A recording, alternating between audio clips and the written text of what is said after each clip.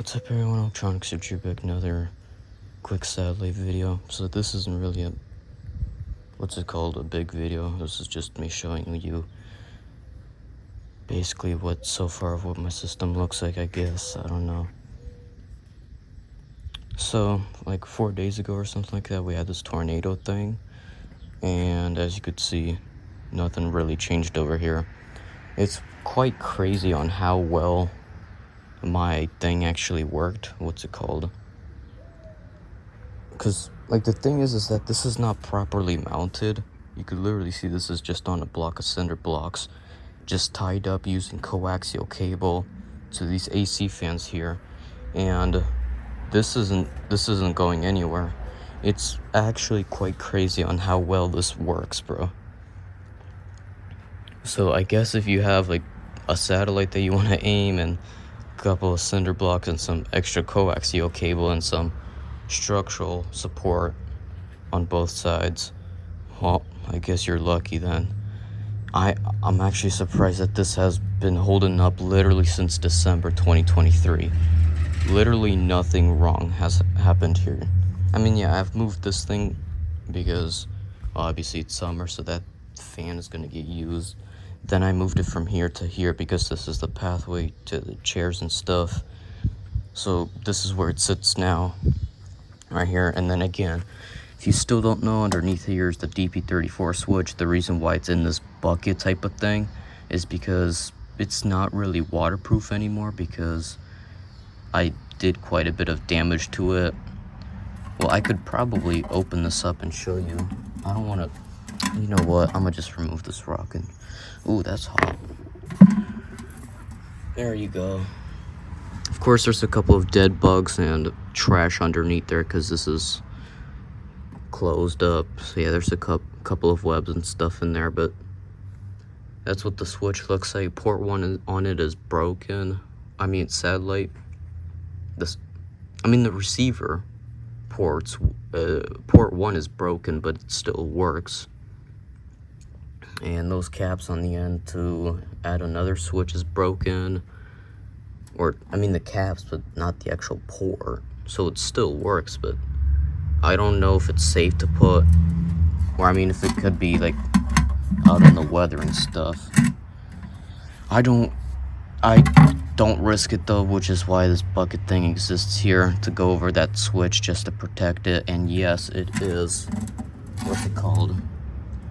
There is a piece of wood underneath the switch, and the reason for that piece of wood is to, what's it called, bring it a little bit off the floors, because obviously rain is still gonna get underneath there because this has imperfections. Okay, I'm back. So again, because of all the imperfections over here, water could still get in there, so that's why that block of wood is there, to help raise it up off the floor a little bit so the switch doesn't get wet. There's a whole bunch of coax cables there. Just go into the switch. You can see I've got a piece of wood over here. It's not necessary, but it just helps out a little bit. I don't know what it really does, but I don't think anything changed. But this thing is pretty, what's it called, useless, other than to help, what's it called, levitate this thing up a little bit. But it really serves no purpose at all. You can see the coax cable running underneath there, as well as ground, which is right there. And the coax cable just runs up to this point right there. As you can see, there it is. It has a drip loop on it, and then it connects into a different coax cable with the coupler in there, and then that runs down to the basement in the on-cue box. There's the Globecast dish, and there's the phase dish. Yes, both of them are now up on the roof. I'm gonna take down the phase one though later on, but yeah, I mean, again, it's quite crazy how this works. I mean, yeah, the L&B arm is pretty wobbly, a little bit with the reflector now too, but I mean, this stuff it hasn't lost a single % of signal since December. Nothing has changed. It's still the same. It's like it's actually properly mounted, even though it's not. And the way it works is the weight of the L&B arm and the L&B and the reflector and all that stuff, like the back assembly, all that stuff pushes forward. So it puts stress on this thing right here, which is pushing up against the back of the cinder block here, which is how it's actually able to keep steady because it pushes back over there, and then that just pushes down because of the weight, and that's what makes it basically survive the wind. Now obviously you could still tilt over to the side, which is what these straps are for over here, which helps secure it a little bit. They just tie around the neck of the pole here. And this is literally just coaxial cable, just scrap coaxial cable that I just tied around that and that. I also did add this right here. It wasn't here before, I just added this as new. And I don't know, I guess it still helps. I kept the old one though. And yes, these fans do run during the summer. This stuff turns during the summer. Right now it's off, but it does work. And even with these running, causing vibrations and stuff, this still has not fallen or moved or decreased signal or anything. So yeah, let me go inside and show you my receivers and the basement as well. But yeah, nothing different out here really. So yeah, make the thumbnail here. Alright, we're going down to the basement. This is not Eureka series. Here, I'll let the cat in. Alright, you know what, I'll just leave the door open. I've had enough of waiting a whole minute for them to figure out if they want to go or not. Alright, here's the wall. Open up the door.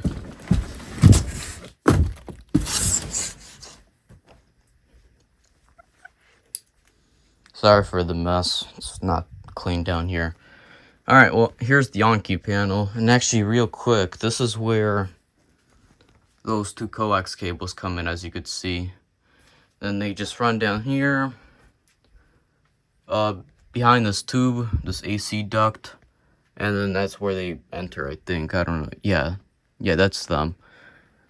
And here's basically where everything happens. Yes, this is still the same. This is still everything, basically. Everything's still the same here. Nothing really changed. Again, nothing at all changed since December with the whole system. Now, hold on. One thing I want to mention real quick. So I'm making a new kind of room on the other side of this basement here. And I actually got laminate flooring down here as well. As you can see, there's laminate flooring down here now. So yeah, pretty cool. And then right here, we have a TV. And we have the Joey, which came with the Hopper Duo, but does not connect to the Hopper Duo because originally this is not the same Joey that was paired with the Hopper Duo that I got. And up there you could see there's a couple of coax cables. Now this is actually where the last owners had dish, I think. I'm not sure if it was down here in the basement or upstairs, but as you could see right there, it was pulled out of the living room for whatever reason. It was brought down here. So I do technically have an available lead. All I have to do is just disconnect that. And because the last owners used this, the line is already in the on-cue panel. It's already connected and everything. All I have to do is just connect it to the... identify it and connect it to the splitter. I am still slightly working on that room. It's not entirely complete yet. But, yeah. Now, going back here in this wall, I could show you where they are. Where is it? Okay, there it is, I think. I'm pretty sure that's it. I'm not sure which one it is. It might have been this one. I'm not sure. But it's one of those two. Hold on. Oh, wait. Never mind. You see the white cable that's going into that coupler right there? This is another line from the roof. This line does not work.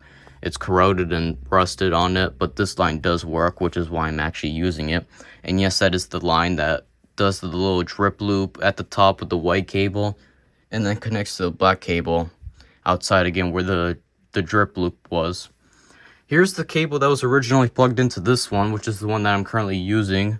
I'm not sure which room that was for. I kind of forgot all that stuff, but I think this one is for the line that's on the other side of the basement there where I have the laminate flooring and all that stuff. So this is satellite in. This is my room, I think. No, this is living room. This is my room. And this is just an auxiliary room that's not being used right now. And as you can see, I have a solo hub, I think it's called. Or an hybrid solo hub. or MOCA or whatever. It's for the hoppers and stuff, but I have currently a 211K plugged into that. Again, this is dish in. This is the living room, so hopper duo. This is my bedroom, which is the VIP 211K, and then this is the auxiliary room, which has nothing plugged into it right now. And yeah, there it is. There's the Anki panel. There's Demco Vista, Tennessee, and yeah. Let me go show you my receivers really quickly, and then that's going to be the end of this video. Really just like a quick, short type of video. I don't know, just describing some stuff. I don't know.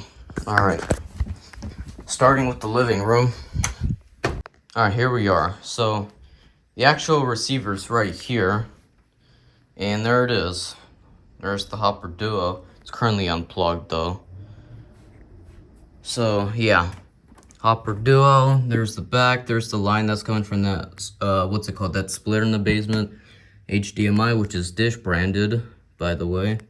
And then power. And then underneath that is a TiVo Series 3 HD DVR. I think it's the 2009 model. Yes, it is.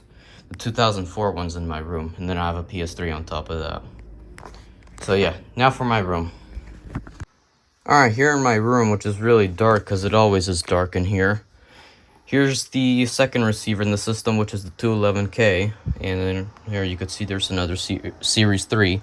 This time this is the 2007 model. Got the Samsung hub back there.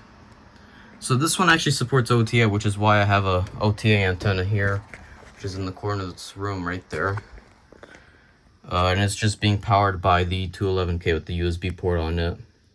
HDMI, which is just a cheap random cable, because the, what's it called, the Samsung thing is right there, so I didn't really need a long cable because it'd be wasting it. And then there's the OTA in from that antenna, which I think is a wine guard. Yes. And then there's another satellite in cable. And by the way, if you're wondering where they're coming from, they're just coming from these wall plates here. There's another one in the living room, and you can see there's a coupler that's running up to the receiver. I think that might be the coax. I'm not sure why that's sticking out like that. I have to clean up all these wires. And yes, this is powered on. Could turn it on. And yeah.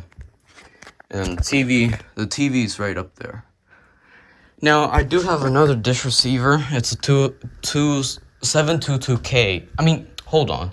722 DVR, my fault. I haven't used it in a really long time. I don't really like to use it, but here it is in this room. I could get dish in here if I wanted to, but I haven't, even though there is. I don't know where it is. Oh, the thing is over there. I can't show you it right now, but here it is. This basically was replaced by the 211K. It's way better. It's way faster, and then this thing doesn't even have a hard drive that actually is recognized. Or, no, well, it does have a hard drive in it. I mean, it boots and everything. It still works. It still plays everything. It's just like you can't play DVR off the hard drive for whatever reason. It's like it doesn't exist. I don't know if it's just been disabled because there's no service or what. It has a white G4 card. The 211K has also a white G4 card, and then the Hopper Duo has a green card, which I think is I don't know, a V5 or V6, I don't know. But yeah, as you can see, someone broke the door off. I found this at Goodwill. I found all my receivers at Goodwill except the Hopper Duo that was bought off eBay. And then here I have a HR21, I think this was, or... Yep, HR21, it says in the door. And this also works fine, but again, this has also been replaced by the H24, which 3.0 sent to me a really long time ago. Because again, it's way faster. Both of them are deactivated, except this one has been activated, so this one can actually enter the menu and play like live TV and all that stuff. But the other receiver, the H24, has not been activated at all. So you still have to go through the whole activation process in order to use it. So you can't even really use it. All you could use it for is just sat aiming. But this can actually play like the demo TV channels and all that stuff. You can't access the DVR because there's no service on it. And then right up here I have a TiVo Series 2, common one. I'm not sure what that is. Oh, that's the TV remote for this TV here. Yeah, that basically wraps it up, and yeah, thank you for watching, and goodbye. It's just a quick little update video, nothing too special, but yeah, thanks for watching, and goodbye.